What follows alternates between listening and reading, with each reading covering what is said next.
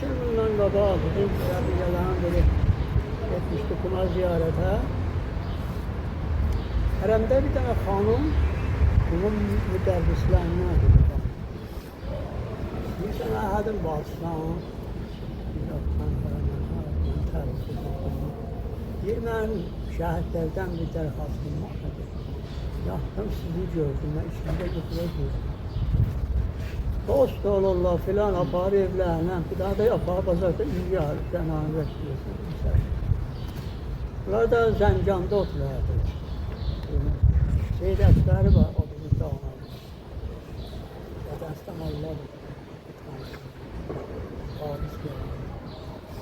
Geldi oradan, 3 gün kaldı hanım onlarda. Bize de geldi, bizde kaldı.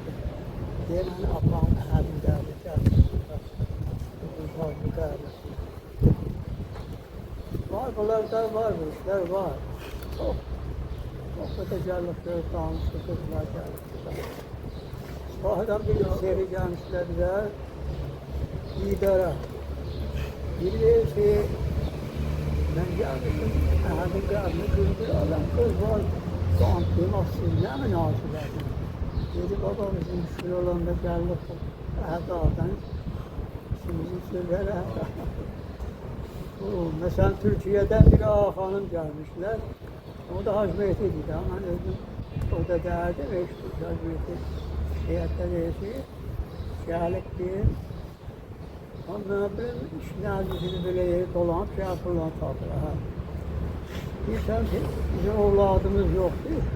Sen bize Pezerhan'da ol. Diyanet bize şefaat eder.